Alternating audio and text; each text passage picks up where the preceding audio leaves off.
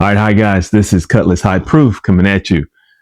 Have you ever been recommended a bottle and it just didn't live up to the hype of the recommendation?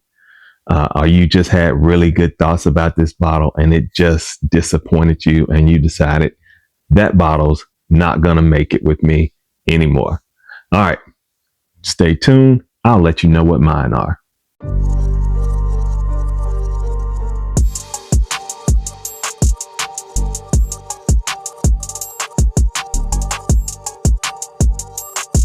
All right, guys, this one I've been thinking about for a while. I'm probably going to get some pushback on a few of these bottles, but you know what? Everybody's palate is different. So, uh, just to let you know, what didn't make it for me, but it may hit for you. But I don't think I'm going to be getting these bottles anytime soon. All right, first one, and I'm probably going to get some really big pushback on this one, but Weller Special Reserve. I just really don't like that bottle. Now, early on, I did buy that bottle and I did drink it, but that was at the beginning of my bourbon journey. And I was hearing all this hype about Weller Special Reserve, Eagle Rare, and Blanton's. And so I was getting all three of those bottles. But the Weller Special Reserve, as I continued on my journey, it just didn't keep up with the rest of the bottles. So that's one bottle that I will not be buying anytime soon for my personal consumption. So, all right, next one. And I may get some agreement on this one. Larceny Small Batch. Now, I love the barrel proof, but the Larceny Small Batch just did not hit it for me. And I was trying to get it because it's at a really good price point. And I did love the barrel proofs, and I got the barrel proof before I ever tried the small batch. But and I just wanted to get that bottle and just to see, because I had also bought the Elijah Craig small batch, and I did like the Elijah Craig small batch, and I was really surprised that I did like it. But the Larceny small batch did not hit it for me. It really was a horrible experience for me. Well, no, I'm not going to say that. It was just not a really good experience for me. So that was one of those bottles that I shared with other people, and actually I walked away pretending that I forgot the bottle. All right, the next one. And I know this has some fans, but anything Amburana. I cannot stand, you know what? Let me stop. I blame this on Starlight's cigar blend.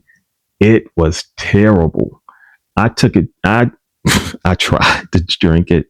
I couldn't. I have a friend who, I mean, he told me he just poured his down the drain. But I took it to the cigar lounge, hoping that somebody might be like, oh man, this is a good one.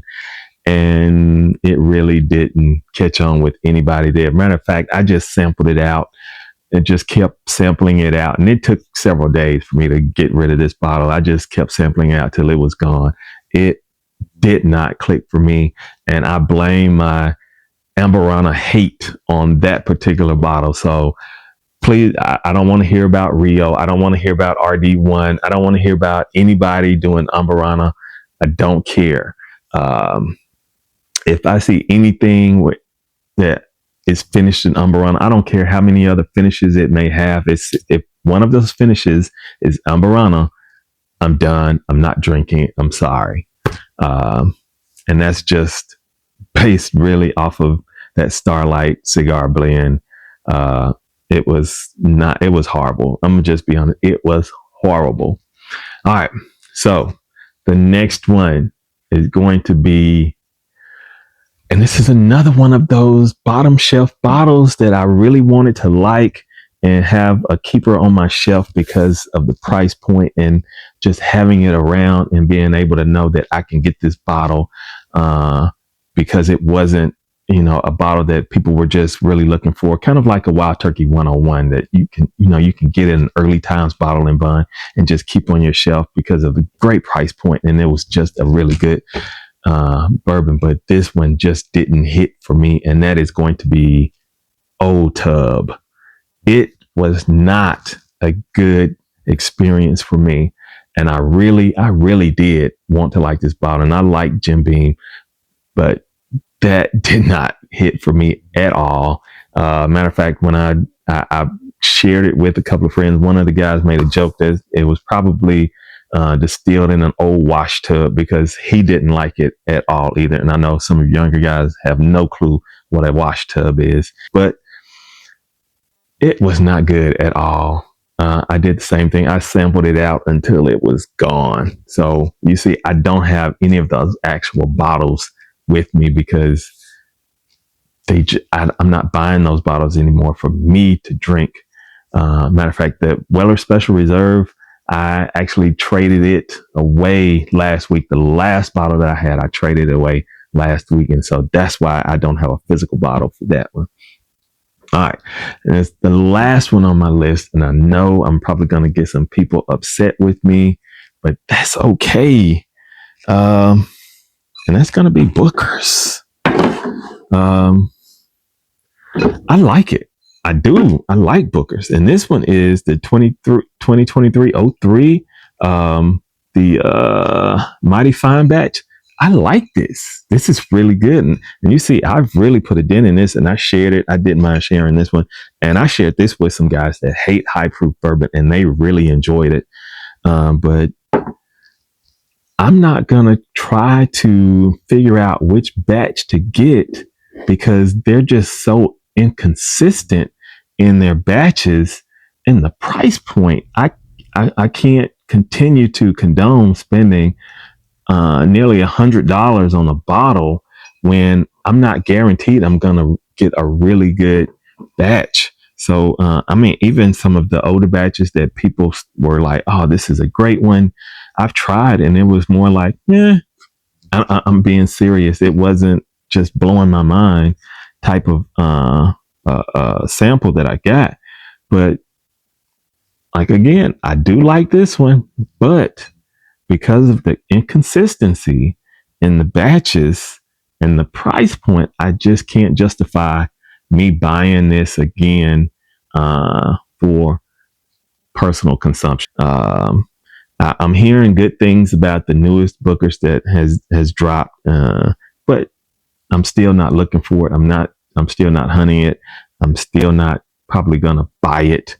If somebody gives me a sample, I love free whiskey, like my man David over at Whiskey Bank says, but I don't think I'm still go out and buy one, because I just can't continue justifying spending that much money on a bottle where I may like that sample, but having possession of the entire bottle just doesn't turn out to be a good experience for me. So yeah, I apologize for all you Booker's lovers. I do like Jim Beam. They put out great products, but if this was cheaper, guys, those are my bottles that I don't see myself buying anymore for my personal consumption, for me to drink. I probably won't be buying those bottles again. What are some bottles that you have on your list of, I'm not going to buy that anymore to drink? What are some bottles that you, for yourself, you have said, I'm not going to buy this bottle anymore. I just didn't like it. I don't see the hype. It didn't live up to it. It just wasn't satisfying for me. So make sure you leave a comment letting me know what those bottles are for you. It doesn't have to be the same exact number that I have, but what are some of those bottles for you that just aren't hitting it for you in the beginning, or now as you've progressed through your bourbon journey? What just that these bottles just aren't getting it for you anymore? All right, make sure you hit that like button. Make sure, if you're not a subscriber, that you hit that subscribe. You hit that subscribe button as well.